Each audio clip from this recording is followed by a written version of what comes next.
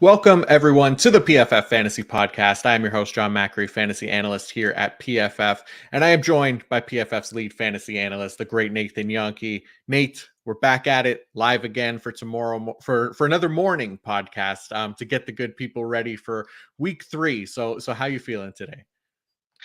Doing fine. Excited to see that there's some big names on the waiver wire. Just wish I didn't take injuries for this to happen. It was a pretty disappointing 2 games last night with some of the injuries that we had. Yeah, we'll definitely get into that.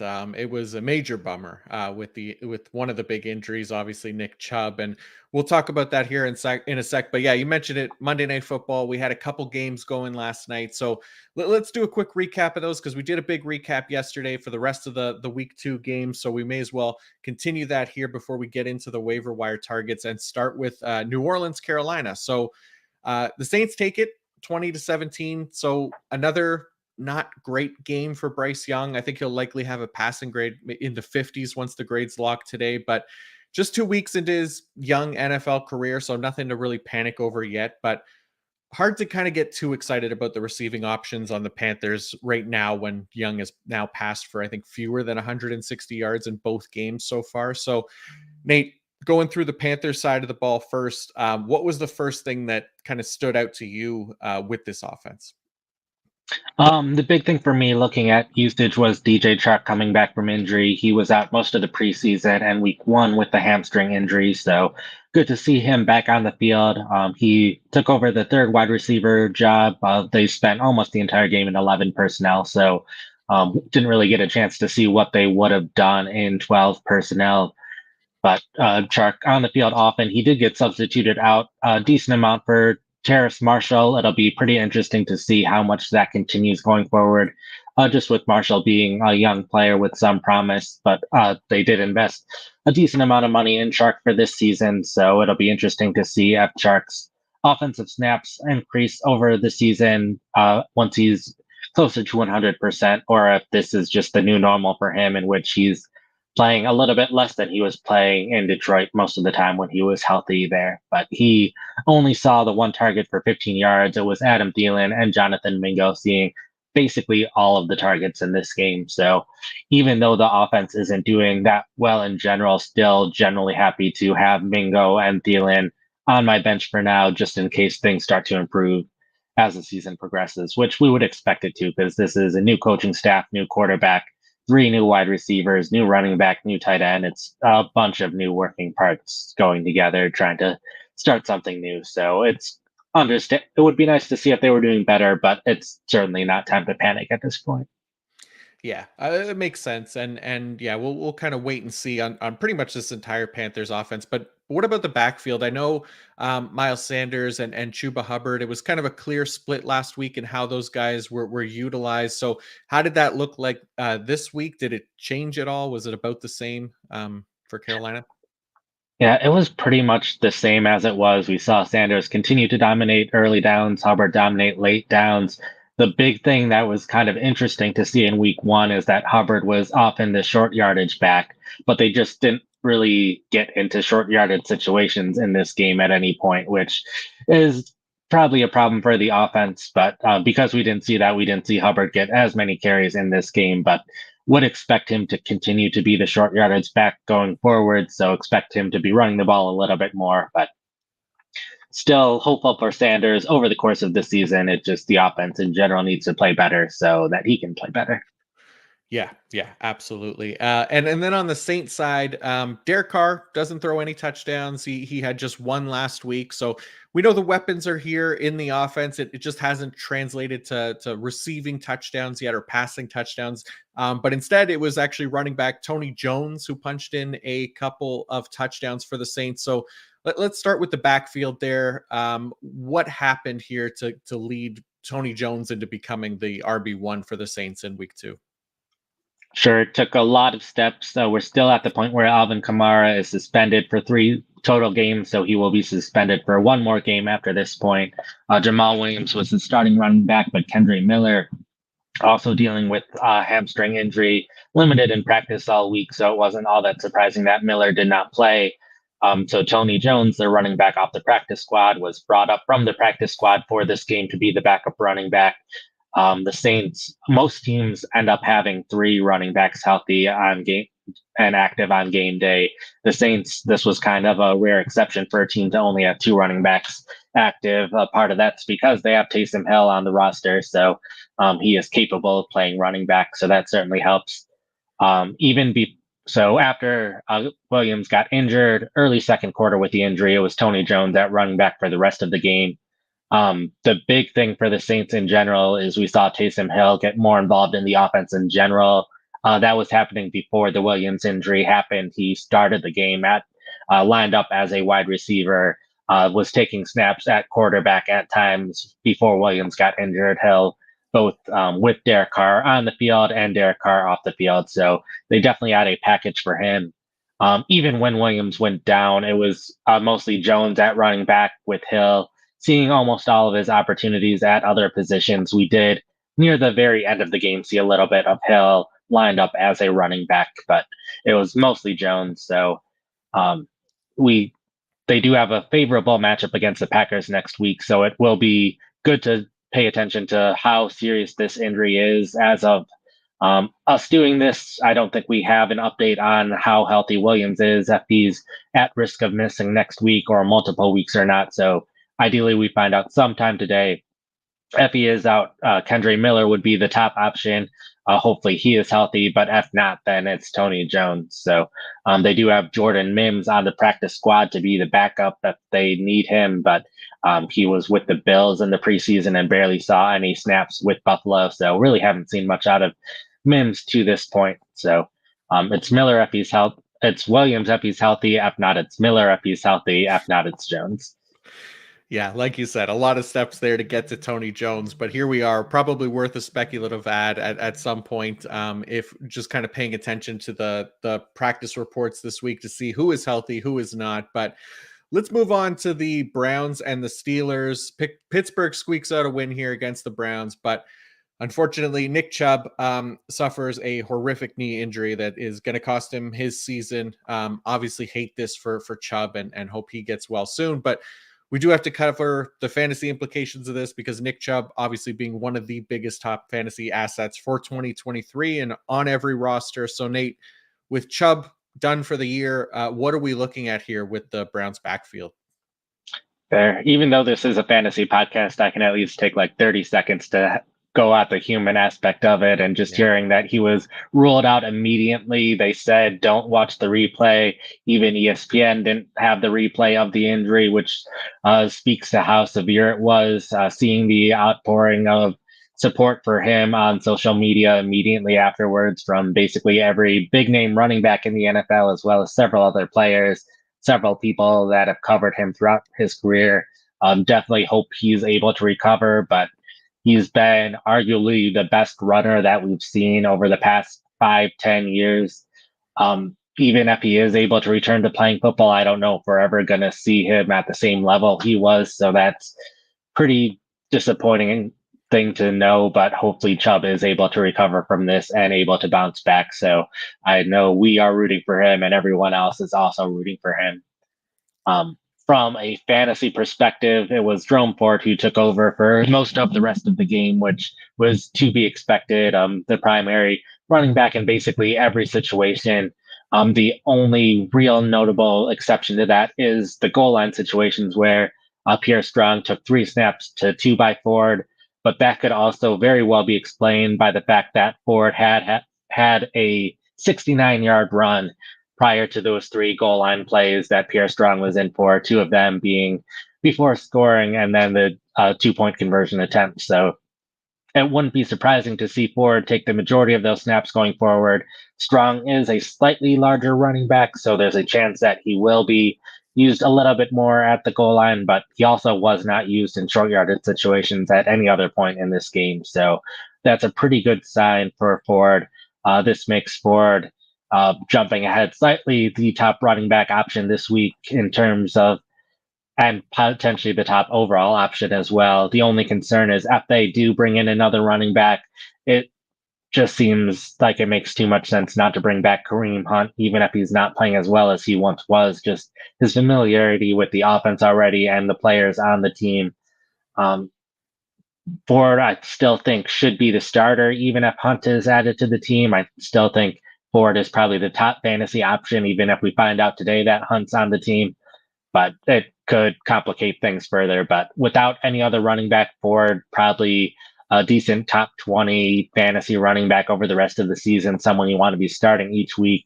If they do add Hunt, then it'll probably more be a matchup based thing. But it's also possible that they add Hunt and he is only a backup in case of emergency or when Ford needs a break. So even if they do add him, we could still see Ford as a potential top 20 fantasy running back the rest of the way. Yeah, I'm with you. We were talking about waivers today, and I think Jerome Ford, at least for me, would be the top guy. He looked good last night, when he came in for Nick Chubb, and obviously that offensive line too blocks really well. One of the best run blocking units in the league there. So you like to see that for anybody that is able to get Jerome Ford on their roster this week. And yeah, I'm with you, absolutely starting him. But Kareem Hunt would be the one I think, yeah, that makes the most sense to kind of keep an eye out for in free agency. Other things in this game, Amari Cooper was unlikely to play. He did play. He brought in 7 catches for 90 yards. So that unlikely thing turned into actually a pretty decent workload for him. He led the team there in receiving yards. Was he a full go in this game, or was he limited at all like we saw last week? He was a little limited. It was definitely a weird situation where on Sunday the reports were that he is unlikely to play, and that almost always means when Schefter or Ian Rappaport are using the words unlikely to play, that almost always means that they don't end up playing. So I took him out of my rankings completely, but he did end up playing, and he played significantly, roughly 75% of the offensive snaps. The big thing is they did substitute him out a little bit more than usual, and more run situations, but it was interesting to see them use a 10 personnel grouping in this game, which is one running back, no tight ends. And it was always Donovan Peoples Jones, Elijah Moore, Cedric Tillman, and Marquise Goodwin as the 4 wide receivers when they use this personnel grouping, and Cooper was not on the field for it. So those are definitely more pass formations having 4 wide receivers on the field. So there were definitely pass plays where Cooper was not on the field in this game.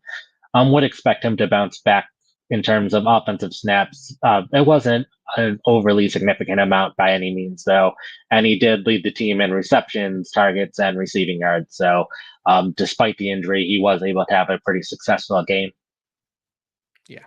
Yeah, for sure. It was a nice game for him. The rest of the Browns offense, maybe not so much outside of Jerome Ford, but we don't need to spend too much time there. Deshaun Watson continues to kind of struggle, obviously, and hopefully that turns around. Otherwise, he was somebody that people invested heavily in drafts this season. He was a top 10 quarterback, but hasn't really played like that so far. So that bounce back still hasn't quite happened for Deshaun Watson.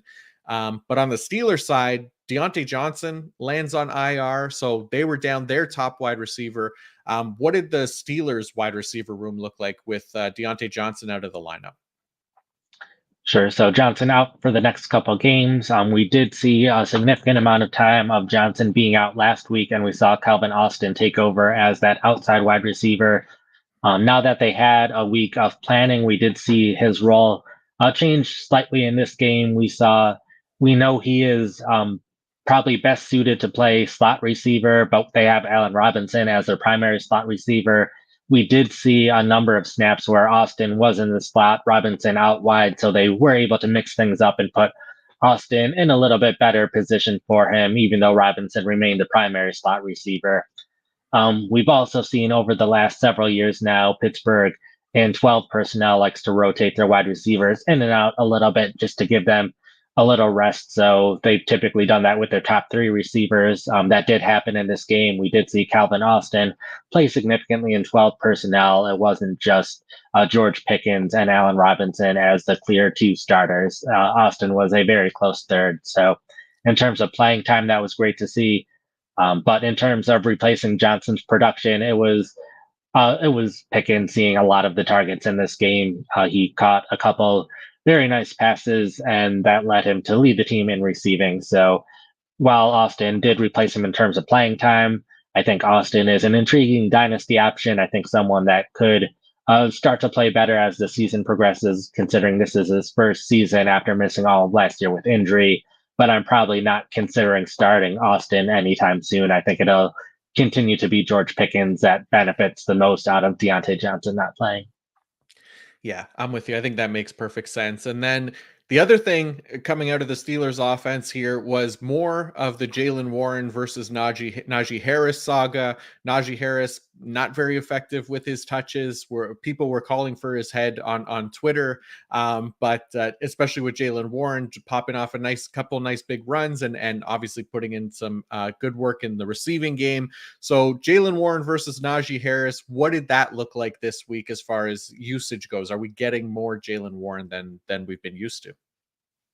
We are getting more Warren. He is inching closer and closer to being at 50%. It was pretty close to 50-50 at one point in the game, but later when the Steelers had the lead, it was a little bit more Najee Harris. So almost the closest that we've seen to 50-50. It was just one game last year where Warren actually played more snaps than Harris, but that was a blowout loss. So it makes sense with Warren being the receiving back that he would see more snaps in that game. But this is the closest that we've probably seen to 50-50 in a game that the game script has been relatively close throughout the game. So Harris did end up being the more successful runner, had 43 yards on 10 carries. So a pretty decent average yards per carry. Warren only had 20 yards on 6 carries. So Harris was the better runner in this game, but in terms of fantasy production, Warren more than made up for it as his work as a receiver. 66 receiving yards on 4 receptions, where Harris didn't have any receiving yards. He did catch one pass, though. So I think everything that the coaching staff has been saying, everything that a lot of us have been expecting is that this will continue to inch closer and closer to 50-50. But I do think Harris, having a decent game in the run game, will probably keep these roles fairly similar of Harris seeing most of the work on early downs, but Warren still mixing in at times, and then Warren taking the passing down work. Perfect. Anything else from these games here that we should cover before we move on to the waiver targets? Just one thing, Pat Fryermuth, that he's had 3 straight bad games dating back to last season. Caught 2 passes for 5 yards over his last 3 games. So his playing time hasn't really been impacted all that much. It was a little bit lower last week, but it bounced back in a decent way this week. So I'm not sure why he's not getting thrown the ball at this point, but it's at least worth monitoring. And if you have him on your roster and he's the only tight end on your roster, I'd probably be looking to add a second option just in case this trend continues. There we go. All right. We're going to go through our week 3 waiver targets by position in just a minute. But before we do, I want to give a quick shout out to our presenting sponsor, Fabric by Gerber Life. Fall is all about the back to school and back to routine checklist. And the most important task on that list should be securing your family's financial future, starting with life insurance. Fabric by Gerber Life makes it quick, easy, and affordable to protect your family so you can get back to enjoying life. Fabric was designed by parents for parents to help you get a high quality, surprisingly affordable term life insurance policy in less than 10 minutes. Fabric has flexible policies that fit your family and your budget with quality policies like $1 million in coverage for less than $1 a day. Get your personalized quote in just minutes and then apply when it's convenient for you. It's all online and on your schedule. You can go from start to covered in less than 10 minutes with no health exam required. Join the thousands of parents who trust Fabric to protect their family. Apply today in just minutes at meetfabric.com/fantasy. That's meetfabric.com/fantasy. meetfabric.com/fantasy. Policies issued by Western Southern Life Assurance Company, not available in certain states. Prices subject to underwriting and health questions.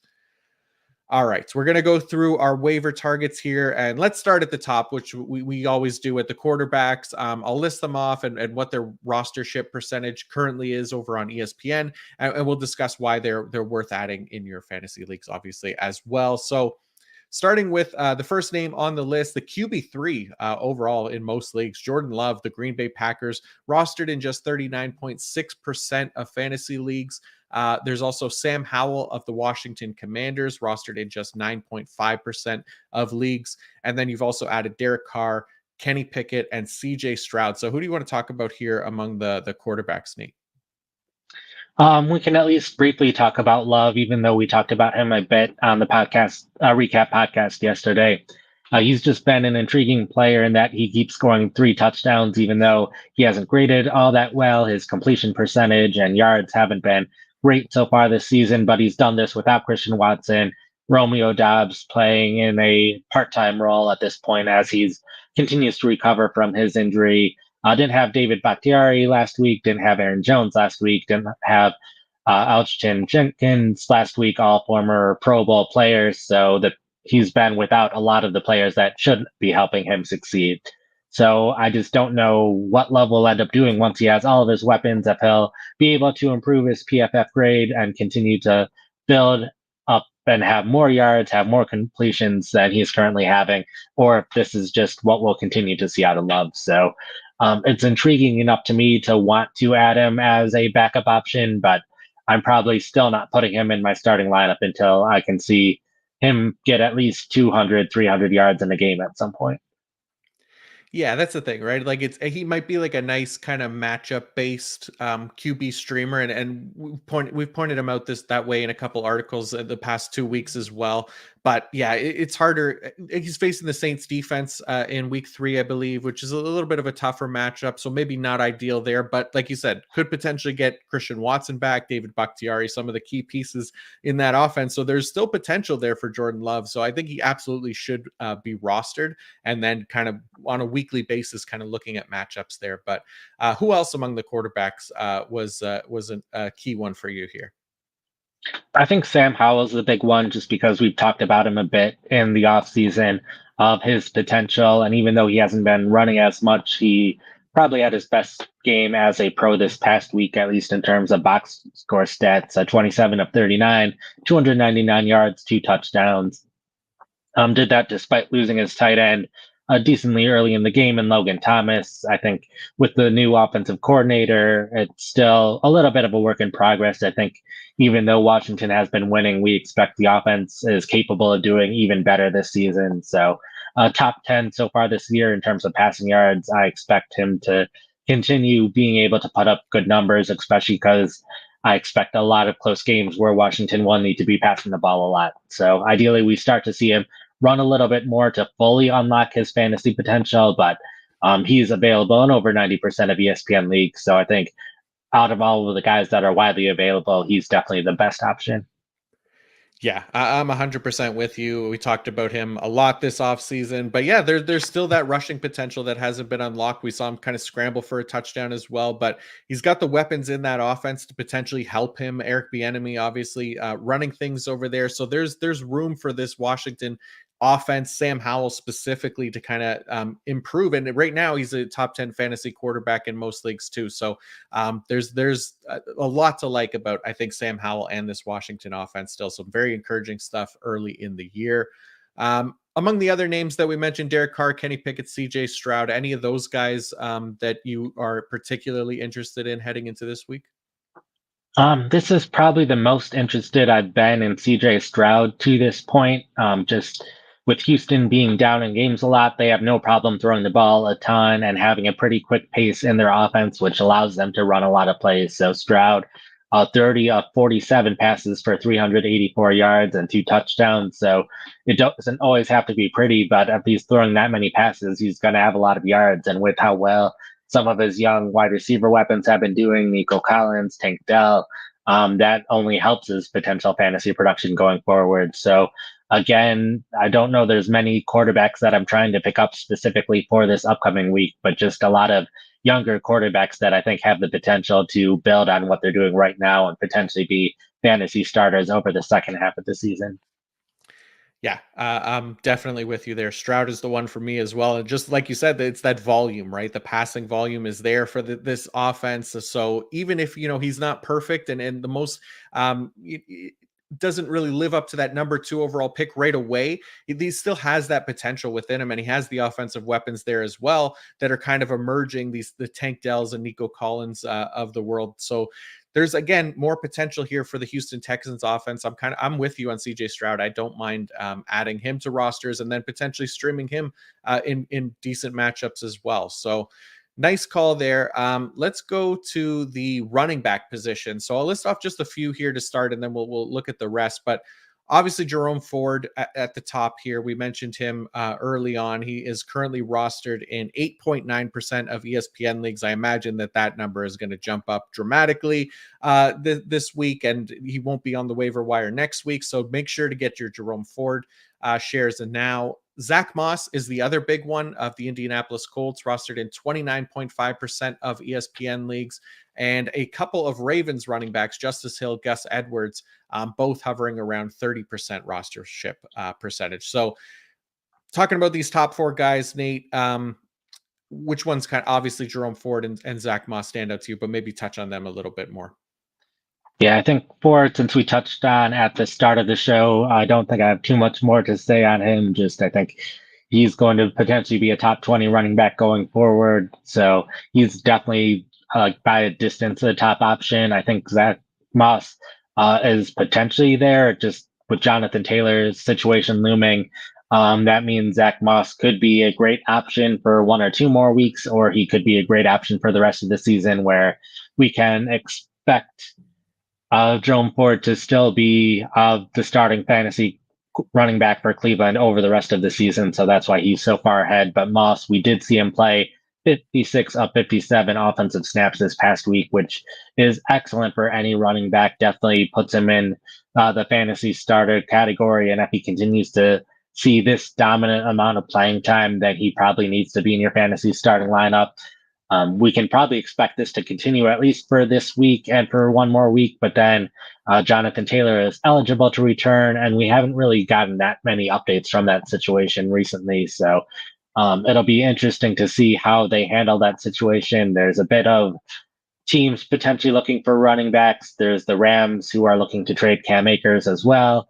So a running back could be joining Indianapolis. We don't know if a running back will end up going to Cleveland.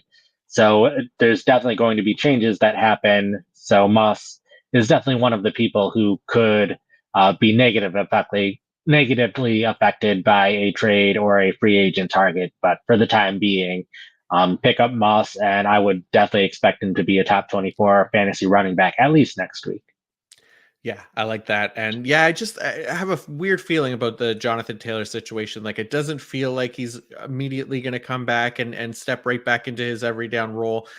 If he is staying on the Colts, right? So it just feels like one of those situations to kind of just be cautious with. And in the meantime, like you said, Zach Moss is a great option to kind of pick up off the waiver wire and plug into lineups, and could potentially last even longer than the next 2 weeks or so, as long as they don't bring anybody else in. So, we did talk about the Ravens running backs quite a bit last week, and then we touched on them in the recap episode, talking about the split there. But there were a few more running backs that you mentioned in the waiver wire article. Jalen Warren was one of them as well, and we kind of touched on him already. But also Roshan Johnson of the Chicago Bears, Craig Reynolds of the Detroit Lions, Matt Breida of the New York Giants, Tyjae Spears of the Tennessee Titans, and Sean Tucker of the Tampa Bay Buccaneers. The most rostered ones in that group are Jalen Warren at 40% and Roshan Johnson at 29%, but everybody else kind of hovering below 10% for the most part. Tyjae Spears has been a little bit more rostered recently, but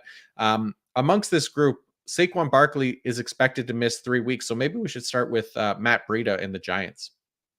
I think so as well. We did see Barkley play almost every snap last week. So in the article, didn't even have the chart for the week 2 usage because it wasn't helpful. I went all the way back to week 1, where we saw Matt Breida see a little bit more playing time than Gary Brightwell on early downs, a bit more offensive snaps on third down. So I fully expect Breida to see over 50% of offensive snaps over these next couple weeks.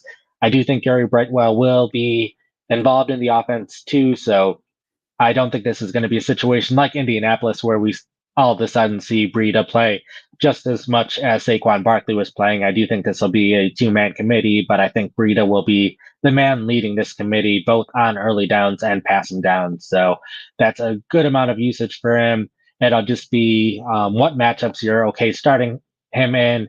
They play San Francisco this week, so it's not the best option if you're looking for a running back this upcoming week, but we do expect Barkley to miss a couple of games at this point. So Breida is someone who, even if he's not starting in your fantasy lineup this week, it might make sense to put him in your lineup next week or the week after. Yeah, I'm with you. Not a great matchup this week, although we did see Kyron Williams put up an RB1 performance against the 49ers, surprisingly. So Yeah. maybe there's at least a hope there if you do have to start Matt Breida against the 49ers on Thursday night. But the other one I think that's worth talking about, Craig Reynolds of the Detroit Lions. Obviously, we know David Montgomery dealing with an issue. He was at first expected to miss a few weeks, and then I saw something that he was maybe day to day. So what's the situation there with the Lions backfield at the moment? Yeah, it's not entirely clear. It seems like it's probably in the more in the week to week range, and then someone else was just being more optimistic and not wanting to give out as much information. Because when you say someone is day to day, that doesn't really tell people much of anything. So, expect David Montgomery to probably miss at least a little bit of time. So, I think Craig Reynolds is definitely the running back to pick up there, with Gibbs definitely not on anyone's waiver wire. So, I do expect Reynolds to basically take the exact same role David Montgomery had in this past game, and that was being the primary running back, seeing the clear majority of carries. They did say before the game that Gibbs would see more playing time, and that did happen. That happened on third downs, that happened in the 2 minute drill. Slightly more snaps on early down than the previous week, but not by much. So we just saw him a lot more involved in the passing game, just a little bit involved in the running game, but not as much as some fantasy managers would like. So I think we're going to see this situation. It has ended up becoming very similar to what we saw last year with Jamal Williams seeing the vast majority of carries and DeAndre Swift being the passing down back. Now we are seeing Gibbs take over Swift's role as we expected. We had seen Montgomery take the Jamal Williams role. Now I expect Craig Reynolds to take that Jamal Williams role, that David Montgomery role. So Reynolds is someone that I trust to have double-digit carries. It'll probably be pretty matchup based if you're willing to put him in your starting lineup, because I don't expect Reynolds to see all that much passing work. But he had a good matchup last week, which is why the running backs did well. But it'll just depend on the schedule these next couple weeks and how long David Montgomery is out for how valuable Reynolds can be to your roster. Nice. Yeah, that's a good call. And then just another note on the Lions backfield. I just saw this kind of come across here. It looks like Donovan Knight was also added to the Lions 53-man roster here, formerly of the New York Jets, was a waiver wire guy last year and was useful at times. Any interest in Donovan Knight? You think he works into the mix here? I don't think he will. I think he'll be their third back. So if there's another injury, he'll be ready to go. I think with Craig Reynolds being with this coaching staff for the past couple of years, I think that's been enough time to build up a decent amount of trust, and he's fairly consistently been that third back. If anything, that news that Donovan Knight's getting promoted right now, and we're knowing about it on a Tuesday rather than a Friday or a Saturday, tells me that this injury is fairly serious and that he is expected to miss some time. So, if anything, that just makes me more interested in Reynolds at this point. Nice. Yeah, good call. Anybody else among the running backs that you think is worth touching on here? I think Roshan Johnson's probably an interesting one worth talking about, just since there's a number of these running backs who are more backup slash receiving running backs that have a potential to see more playing time as the season progresses. But I think Johnson, out of some of these guys, probably has the best chance to have a fairly high upside. We saw Deonta Foreman, who had been part of that three-man rotation. He was a healthy inactive, which allowed Johnson to be the primary backup on early downs as well as the passing down back. I think since Chicago has been pretty fluid about how they've used these running backs, both Johnson and Herbert see significant playing time both on early downs and passing downs, that I think if one of these running backs starts playing significantly better than the other, then that running back will start seeing a lot more playing time than the other. So I think there's a possibility, even though I think Herbert's a very good player. If Johnson breaks out in a big way, I think he has the opportunity to have a clear hold of this backfield at some point this season. So while that might not be the most likely possibility of what happens, I think his path to being a clear starter is easier than someone like Tajay Spears or even Jalen Warren. As much as we've hyped up Warren, I think if anything, that'll get closer to 50-50, but it might be a while before Warren ever overtakes that backfield, where I think it's more likely that Johnson could overtake Chicago's backfield. Gotcha. Yeah, that makes perfect sense to me. So that'll do it for the running backs, and we'll move on to the other positions here. But if there's anybody else that you missed or you want more detail on, Nate has written them all up on the PFF waiver wire targets article up on PFF.com right now, so you can go check those out as well. I do want to give a quick shout out to another sponsor here before we move on to the wide receivers, and that is our friends at DraftKings. Football is back in full swing with another week of epic games. And who's got you covered on the action for every single one of them? DraftKings Sportsbook, an official sports betting partner of the NFL. New customers can bet $5 on football and get $200 instantly in bonus bets. Nobody's missing out on the action this season. All DraftKings customers can take advantage of 2 new offers every game day this September. Get in on the NFL Week 2 action with DraftKings Sportsbook. Download the app now and use code PFF to sign up. New customers can bet just $5 and take home $200 instantly in bonus bets. Only on DraftKings Sportsbook with code PFF. The crown is yours. Gambling problem? Call 1-800-GAMBLER or visit www.1800gambler.net. In New York, call 877-8-HOPE-NY or text HOPE-NY. In Connecticut, help is available for problem gambling. Call 888-789-7777 or visit ccpg.org. Please play responsibly on behalf of Boot Hill Casino and Resort. 21 plus age varies by jurisdiction. Void in Ontario. See dkng.co/football for eligibility terms and responsible gaming resources. Bonus bets expire 7 days after issuance. Eligibility and deposit restrictions apply. All right. Wide receivers, let's talk about them. There's a few on the waiver wire here, and we'll start at the top. Tank Dell of the Houston Texans is rostered in less than 4% of ESPN leagues at the moment, so that's a big one. Tutu Atwell of the Los Angeles Rams, his percentage is going up to 30% now, but still available widely in many leagues. Jaden Reed of the Green Bay Packers at 13.4%. So let's start with those top 3 there, Nate, and maybe start with Tank Dell specifically. You got the Houston Texans jersey on today, repping some Tank Dell for us. So let's hear it. Yeah, definitely intrigued by Dell at this point. I was intrigued after week 1 when he was substituted in significantly for both Robert Woods and for Nico Collins, considering how well Collins has been playing. Seeing Dell on the field in place of Collins for a number of snaps in week 1 was definitely intriguing. And now with Noah Brown on injured reserve for these next couple weeks, we saw Robert Woods move from an outside receiver to the slot receiver, which allowed Dell to become an outside receiver and play significantly. Caught 7 passes, 72 yards, and a touchdown off of 10 targets. So it was good to see them throw to Dell so much. It was good to see him perform well on his targets. And I think it'll be interesting to see how this wide receiver group continues to evolve. I expect Dell to at least be the starter for these next a couple weeks while Noah Brown is recovering from his injury. But even when he's back, it's hard for me to see them going back to Dell not seeing as much playing time.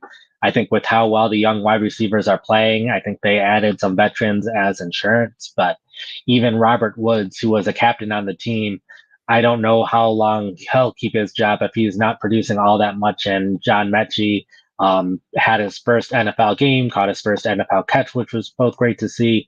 But we could see even Mechie overtake some of these veterans as a slot receiver, in which case we have 3 young wide receivers to grow with their young quarterback. And I think it's intriguing to see how well they end up doing. But Dell, even with Nico Collins playing so well these past 2 weeks, I think Dell has the opportunity to end up being the top outside wide receiver over time. This is just his second NFL game that he's catching 72 yards and a touchdown. So expect him to continue to improve. So very excited to see what the ceiling is for Dell. Similar to Puka Nacua last week, Nacua was someone where it's like, we don't know what the ceiling is. The ceiling could be extremely high here.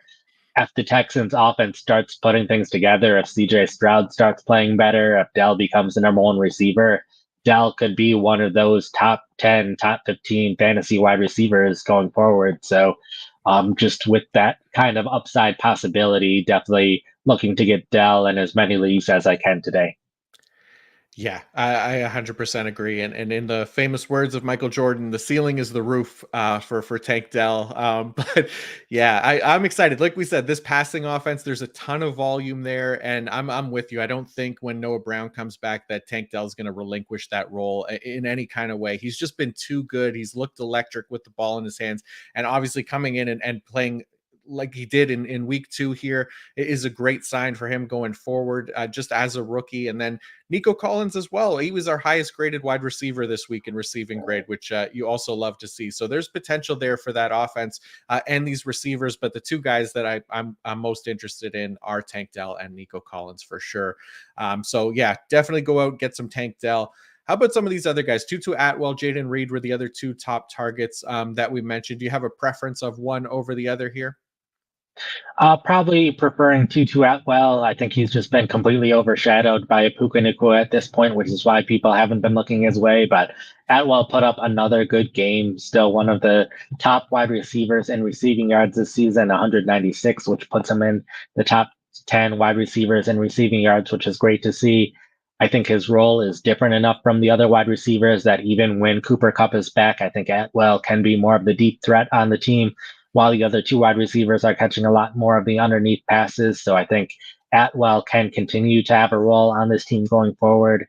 So I think with how well the Rams offense has been doing, he could potentially be a fantasy starter over these next couple weeks. And then once Kupp is back, the only thing will be if Atwell remains a starter completely or if he has to rotate in and out with Van Jefferson. Van Jefferson hasn't been producing nearly as much. Also, Tyler Higbee, someone who we talked about a bit at the beginning of the season, thought he was the clear number 2 option in this passing offense at that time, which shows how much we knew 2 weeks ago. But he really hasn't been doing anything either with how well these wide receivers have been doing. So definitely excited to see what Atwell can do going forward, even with Puka Nacua on the roster. Yeah, these guys have been pretty amazing so far. And look, there's no guarantee that Cooper Kupp comes back right away in week 5 either, right? Like after 4 weeks on injured reserve, if that hamstring still isn't 100%, they're probably not going to rush him back, right? So, especially when guys are performing like this, like Atwell and like Puka Nacua, obviously, there's no need right now to kind of rush somebody back from a injury that has a high injury re-injury risk. So looking at some of the other wide receivers here on the waiver wire, Josh Reynolds of the Detroit Lions rostered in just 4.4% of ESPN leagues, but you've also listed Romeo Doubs of the Green Bay Packers, 33%, Kadarius Toney of the Kansas City Chiefs up to 42%, Jonathan Mingo of the Carolina Panthers is at 15%, Rashad Bateman at 12.7%, and Rashid Shaheed of the New Orleans Saints at 24%. Also, Marvin Mims at 7.5%. So a bigger list here, but we can pick out a few names to kind of go into detail with. Who do you want to start with? I think I'll start with Bateman, just since I know we talked about a couple of these guys yesterday on the recap, and some of them, it's just we know that what they're capable of doing. But I think Bateman's intriguing. With Odell Beckham getting injured in last week's game, Bateman took over as a starter once Odell Beckham went out. So it'll be interesting to see how long Beckham is out for. I think Bateman definitely intrigued by him long term, but even short term, if he ends up being a starter for this upcoming week, the Ravens have a matchup against the Indianapolis Colts, which, according to our strength of schedule tool, is the best matchup for wide receivers this upcoming week. So a lot of the guys that we're talking about, we're talking more long term, what they're capable of doing, even though they also should be capable of doing things this upcoming week. But if you're looking for someone specifically for this upcoming week who's available in a pretty high amount of leagues, I think Bateman's an intriguing option, specifically if Odell Beckham has to miss a game. Yeah, for sure, and definitely targeting those Colts cornerbacks here. They're our 4th lowest coverage grade so far as teams go through 2 weeks as well. So haven't been performing well and have been a nice matchup for wide receivers. What's the next name that you want to look at here? I can always talk about Jaden Reed some more, since Jaden Sure, Reed sure. definitely. I've talked about him a lot over these past couple weeks with him taking over the Packers slot receiver role, but he scored 2 touchdowns in this game. His role was a little bit different in terms of his average depth of target, so it's good to see them using Reed in different ways. Also, saw a couple catches lined up on the outside, 2.24 yards per route run so far this season, and ideally the Packers just start running more plays, which means Reed is on the field more often. I know once we have Christian Watson also running routes, that might mean fewer targets for Reed, but that also means that will should probably see a lot of the coverage focused on Watson going forward, which could make Reed's life even easier in the slot. So it could be more of a benefit more than a setback for Reed. So just someone that's a rookie. It's always good to have rookies who are involved in the offense this early in the season just to see what they can do over the second half of the season. Like 2 years ago, Amon-Ra St. Brown barely did anything over the most of the season and then blew up over the last 6 weeks or so.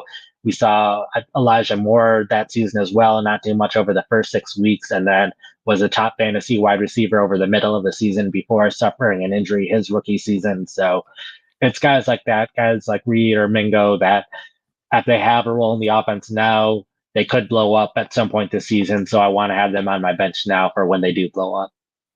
I like it. Yeah, definitely enjoying getting Jaden Reed on rosters this year with that potential because, yeah, look, Jordan Love has played well. So Jaden Reed could potentially have an even nicer rest of the year, too. So Packers offense really just been super interesting to me to watch, but we'll continue here with some more wide receiver targets.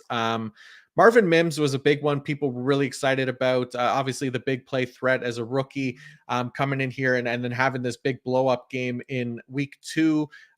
Came on just 2 catches, but Marvin Mims, you put him on the list here. We talked about not starting him right away, but definitely somebody worth rostering, right? Yeah, I think with how well he played in this game, he has 7.6 yards per route run, which is like twice as much as any other receiver at this point, which is on a fairly small sample size, but still is a fun number to look at. And any charts with him, if you have the sample sizes that low, are obviously great to see. So the big thing standing in his way is Brandon Johnson at wide receiver. So I would expect Mims to be able to overtake Johnson at some point, even appeared to be the starter in the preseason over Johnson. So a little surprising that Mims is seeing this little playing time at this point. But after having those 2 catches, hopefully start seeing his playing time increase this upcoming week. And similar to the other rookies, like we were just talking about, hopefully he can blow up either in the middle of the season or late in the season. So better to have him on the roster now so you aren't fighting to try getting him after he does have another huge game. Yeah, especially for an 0-2 team, right, that needs some kind of offensive help. Marvin Mims stands out as a pretty obvious choice to give more playing time to. But yeah, it's not there right now, so it's hard to trust, but definitely somebody to kind of stash and have as a speculative ad in when those snaps kind of increase in the weeks ahead, which we do expect. Anybody else on the wide receiver waiver targets that you want to highlight here? No, I think that pretty well covers it. All right, let's go to the tight ends then. You have at the top here Sam Laporta, just under 50% of ESPN leagues at 49.2% for the Lions. Zach Ertz of the Arizona Cardinals, rostered in 47.2% of leagues. Chigo Okonkwo of the Tennessee Titans at 35%. So we'll start with these kind of top 3 guys here that you've listed. Which ones of this first group here that you like the most? We'll start with Sam Laporta because hopefully this is the last time that we can talk about him on a Tuesday. Put together another good game for the Lions. He's up to 10 passes for 102 yards this season. Only rookie in the last 15 years to have 10 catches at this point of the season. 1.79 yards per route run, which second best for tight ends with at least 50 routes. So he's just been playing very well. The only thing is he hasn't scored a touchdown yet, where other tight ends have scored touchdowns, which brings down his fantasy production a little bit.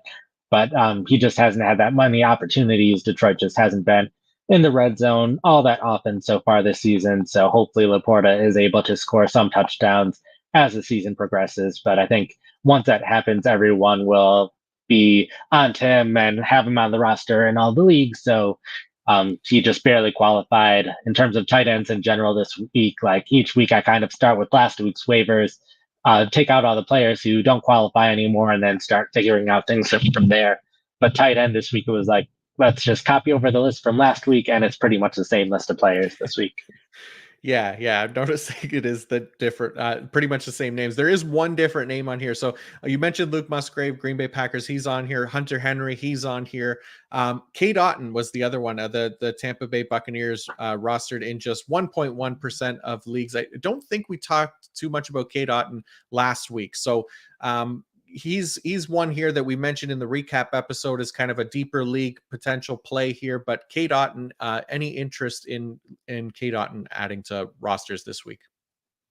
Yeah, I think this week is probably the first time we've ever mentioned him on the podcast so far. But in these waiver articles, I definitely try to make sure that I'm including at least some players that are available in over 90% of ESPN leagues, just because I know these rostership percentages can be a little misleading at times. I think a lot of them are based on 10-team leagues, and plenty of people listening are playing in 12-team leagues or more. So I know a number of the players that we talk about at times might not apply to your league, but try to include some players that hopefully are applying to your league. And I think K. Dotton definitely fits that category. Caught all 6 of his passes for 41 yards for the Buccaneers. He's basically their third best receiving option at this point, a distant third behind Mike Evans and Chris Godwin, but still the third option in an offense that is playing better than we expected. He's the clear receiving tight end for the team, seeing the vast majority of offensive snaps. So he has the role that's needed to be a fantasy starting tight end. I don't know if he has the talent quite yet to be there, but he is seeing enough targets to at least be worth considering. So if you are in one of those deeper leagues where Sam Laporta is definitely gone, Hunter Henry is gone, even Luke Musgrave is gone, then Cade Otton is probably the best player available on your waiver wire among the tight ends. All right, there we go. Some Cade Otton love. Anybody else in the tight ends that you worth talking about, or should we wrap her up here?